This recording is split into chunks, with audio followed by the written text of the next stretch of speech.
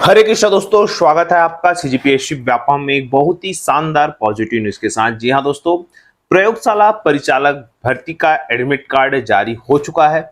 इसके साथ ही हम बात करने वाले हैं बहुत ही ज्यादा महत्वपूर्ण, आखिर एडीओ भर्ती पर सिलेबस पर जो चर्चा है, बहुत सारे अभ्यर्थियों के मन में कंफ्यूजन है, क्या है उस पर हम पूरा चर्चा करेंगे विस्तार पूर्वक। तो वीडियो पर बने रहिएगा और सबसे पहले आप वीडियो को पूरा देखिएगा, खासकर प्रयोगशाला परिचारक के संबंध में देखिएगा।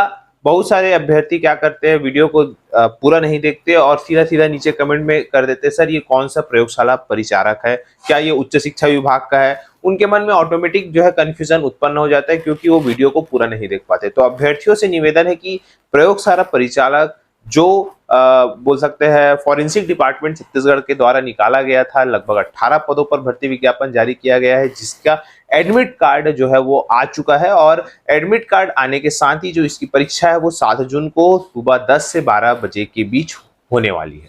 और आप लोग इस प्रवेश पत्र को कैसे डाउनलोड कर सकते हैं, तो नीचे सबसे पहले डिस्क्रिप्शन बॉक्स में हमारे टेलीग्राम चैनल का लिंक है, वहां से आप जुड़ जाइए। उस टेलीग्राम चैनल पे हम जो है एडमिट कार्ड का जो लिंक है वो वहां पे प्रोवाइड कर रहे हैं।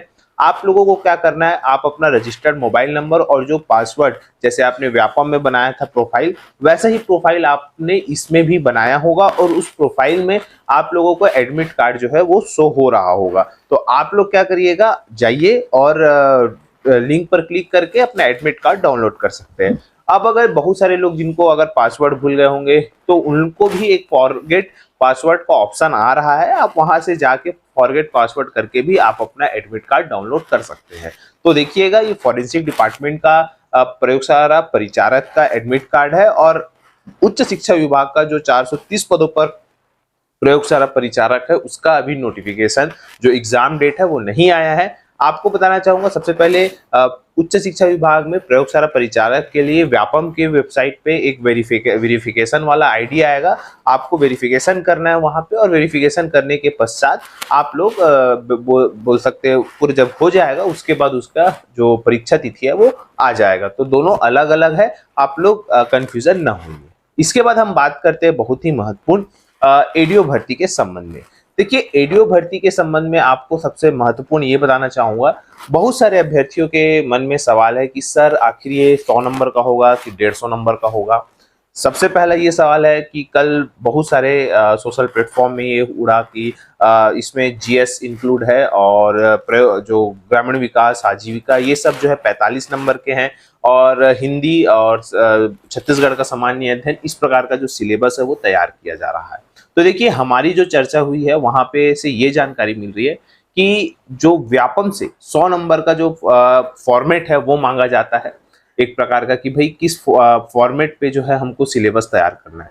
आपको बताना चाहूंगा, जो व्यापम है विभाग को पूरा एक प्रोफाइल देता है कि आपको किस प्रकार से प्रारूप तैयार करके, मतलब कोई अगर वैकेंसी निकलती है तो वो विभाग के पास सबसे पहले जो विभाग है वो व्यापम के पास लेटर भेजते हैं कि भैया हमको इन पदों पर भर्ती करनी है। उसके बाद व्यापम क्या करता है, उन भर्तियों को पूरा एक सिस्टमेटिक तरीके से कि उसका सिलेबस क्या रहेगा, उसकी योग्यता क्या रहेगी, उसमें जो नोडल अधिकारी है वो कौन होंगे, इस प्रकार से तमाम जानकारी जो है किसको देता है, बोलता है विभाग को कि भैया आप इस प्रारूप में जो है वो क्या भेजे, चीजें भेजे, और उसके बाद फिर हम आपका प्रोसीजर, भर्ती का प्रोसीजर जारी करेंगे, ऐसा करके उसमें बहुत सारी चीजें रहती है। अब यहाँ पे जो व्यापम है, चूंकि आप सभी जानते हैं कि वर्तमान परिदृश्य में व्यापम का अभी 100 नंबर का पैटर्न चल रहा है। अब ये वाली बात नहीं कि भाई 150 नंबर का नहीं हो सकता, लेकिन आप अगर 2021, 22 और 23 का पेपर निकालेंगे तो लगभग लगभग 100 नंबर के पैटर्न पे व्यापम आ चुका है और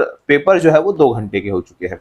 तो संभवतः यही है कि जो आपका सिलेबस का टॉपिक है वो मान के चलिएगा आप ऊपर नीचे हो सकता है, नंबर वो का हेर फेर हो सकता है, पर यहाँ पे आप लोगों के लिए जानना ज्यादा जरूरी है कि आपके पास भाई ग्रामीण विकास, आजीविका तो रहेगा ही रहेगा, चाहे वो 30 नंबर का है, चाहे वो 15 नंबर का है, चाहे वो 45 नंबर का है, पढ़ना तो आपको उतना ही पड़ेगा, एक बात।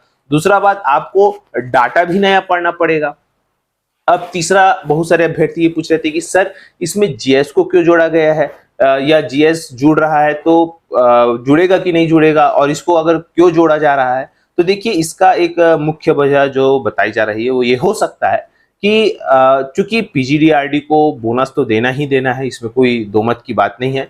तो पीजीडीआरडी को जब बोनस दिया जाएगा तो कहीं ना कहीं सामान्य ग्रेजुएशन वालों के अभ्यर्थियों का भी ध्यान रखा जाएगा, क्योंकि सामान्य ग्रेजुएशन वालों के पास कोई जो पीजीडीआरडी जो नहीं की है उनके पास तो कोई विशेष डिग्री रहेगी नहीं, तो उनको और पीजीडीआरडी वालों के लेवल को समान करने के लिए एक प्रकार से सामान्य अध्ययन के वेटेज को ज्यादा किया जा सकता है। अब ये करेंगे कि नहीं करेंगे ये फिलहाल अभी निर्णय नहीं हुआ है, परंतु जो बोल सकते हैं परीक्षा जो पूर्णांक है वो कहा जा रहा है कि संभवतः 100 नंबरों पर आयोजित किया जा सकता है, क्योंकि हमने पहले भी जानकारी बताई थी कि इतने बड़े बदलाव के साथ होंगे। तो सीधी साफ बात है कि उन्होंने यही कहा है कि व्यापम जो है वो फॉर्मेट देगा, और व्यापम को चूंकि फॉर्मेट वही है 100 नंबर वाला, तो उसी 100 नंबर के आधार पर जो है आपकी परीक्षाएं आयोजित होगी।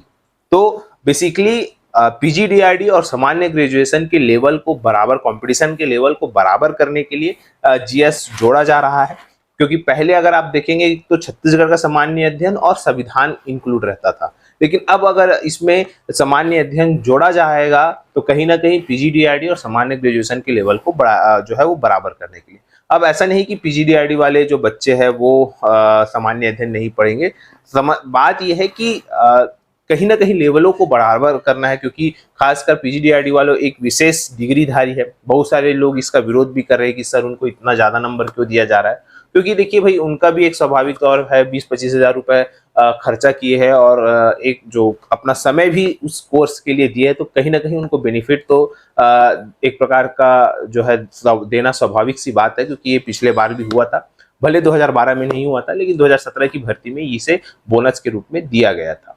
तो देखिए इसमें घबराने वाली बात नहीं कि पूरा कंपटीशन है, ऐसा कुछ नहीं है। आप लोग मेहनत करिएगा और आप लोगों को देखिएगा जो टॉपिक है, चाहे पंचायती राज की बात करें, आजीविका की बात करें, ग्रामीण विकास की बात करें, हिंदी की बात करें, या आप हिंदी के अलावा जो सामान्य अध्ययन है, तो ये सारी टॉपिक तो आप पढ़ ही रहे हैं। चाहे अगर आप हॉस्टल वार्डन की तैयारी कर रहे हैं तो भी आप सामान्य अध्ययन और छत्तीसगढ़ का सामान्य अध्ययन तो पढ़ ही रहे हैं। इसके अतिरिक्त अगर आप आरआई पटवारी की तैयारी कर रहे हैं तो इस पर भी आप सामान्य अध्ययन और छत्तीसगढ़ का सामान्य अध्ययन तो पढ़ रहे हैं, तो इसमें कोई दिक्कत वाली बात नहीं है। रही बात जो पर्टिकुलर एडीओ की तैयारी करना चाहते हैं उनके लिए तो ग्रामीण विकास, आजीविका और पंचायती राज ये तो करना ही है। अब उनका नंबर कितना भी हेरफेर हो, आपको तैयारी ऐसी करनी है कि वो जितने नंबर का भी आए उसमें आपको फुल मार्क्स जो है वो मिलने चाहिए। ये आप लोग की स्ट्रेटेजी होनी चाहिए। आप लोगों को अभी से जो है थोड़ा थोड़ा तैयारी करना चाहिए, क्योंकि देखिएगा अभी समय है तो उस समय का सदुपयोग भी कर सकते हैं आप।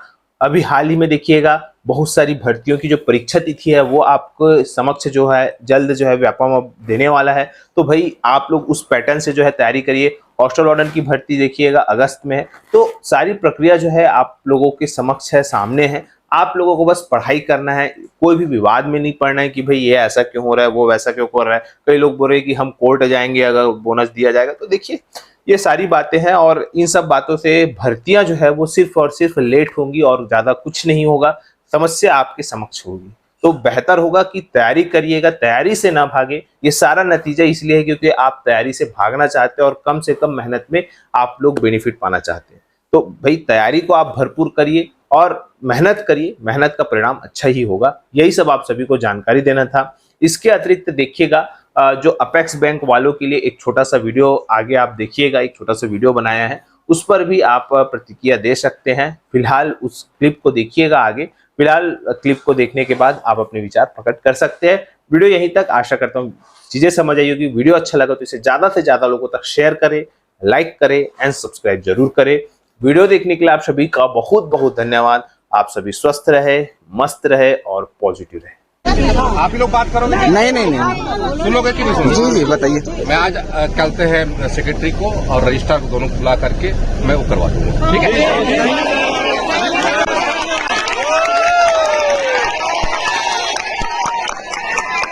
दोस्तों स्वागत है आपका सीजीपीएससी व्यापम में। तो आप लोगों ने मंत्री जी का वीडियो देखा था, ये था 27 फरवरी 2024 का।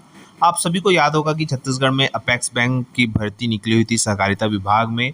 लगभग टोटल अगर हम बात करें इस विभाग में 400 से अधिक पदों पर भर्ती विज्ञापन जारी किया गया था। जिसमें नियुक्ति की बात करें तो लगभग 407 पदों पर नियुक्ति नहीं हुई, जबकि इसका व्यापम के द्वारा रिजल्ट 4 दिसंबर 2023 को जारी कर दिया गया था। इस कड़ी में जब अभ्यर्थी विभाग के पहले मंत्री के पास जाते हैं, मंत्री जी से जवाब मिलने के बाद फिर जो अभ्यर्थीगण है वो डिपार्टमेंट में जाके पता लगाते हैं, तो फिर डिपार्टमेंट में पता चलता है कि जो कि कोर्ट केस एक WPS नंबर चल रहा था, जिसकी वजह से उनको नियुक्तियां नहीं दी जा रही थी। तो इस प्रकार से अभ्यर्थियों ने यहाँ तक की मुहिम को पार किया और उसके बाद फिर इन्होंने कोर्ट केस का पता लगाया कि कोर्ट केस वाकई में क्या है, कैसा है, और मामले को 21 तारीख को, मतलब 21 तारीख को मामले का पूरा पटाक्षेप हो गया। अगर हम बात करें तो कोर्ट जो है 6 मई 2024 को कोर्ट ने आदेश दे दिया कि भैया जितनी रुकी हुई जो नई भर्ती हुई है, नई भर्ती के संबंध में आप लोग जो बच्चे हैं उनको ज्वाइनिंग दीजिए, और जो पुराने हैं, मतलब 2012 में जब भर्ती हुई थी तो उस भर्ती में अनियमितता पाई गई, इसका आरोप लगाते हुए कुछ व्यक्ति जो है वो कोर्ट गए थे, तो उन लोग ने नए जो नियुक्ति हुए उनके लिए भी कोर्ट केस कर दिए थे। तो अब जो है कोर्ट ने क्लियर किया कि भैया एक काम करो, आप इस 14 पद को रोक दो, और 14 पद जो है बिलासपुर डिस्ट्रिक्ट का है तो उसको रोक दो, लेकिन बाकी जो 398 लोग हैं उसको आप लोग ज्वाइनिंग दो, ऐसा करके कोर्ट ने अपने आदेश में दे दिया है। और उस आदेश की प्रतिलिपि को जो अभ्यर्थीगण है जिनको ज्वाइनिंग नहीं दी गई है उनको जो है डिपार्टमेंट को दे दिया गया है, और जो केस लगाए हैं पुराने लोग उनकी भी जो फाइनल हियरिंग है वो 16 जुलाई 2021 को है। आप लोग को ज्ञात होगा कि सभी के माता पिता भी गए हुए थे मंत्री जी के पास उनके समक्ष, और उन्होंने बहुत ही जद्दोजहद की, और उसके बाद फिर विभाग में ये जो है लेटर भी प्रसारित किया कि भैया अब हमको ज्वाइनिंग दीजिए। 14 पद लगभग जो है वो रोके गए हैं, और उसके बाद फिर आप बाकी पदों पर जो है ज्वाइनिंग देने की कृपा करें।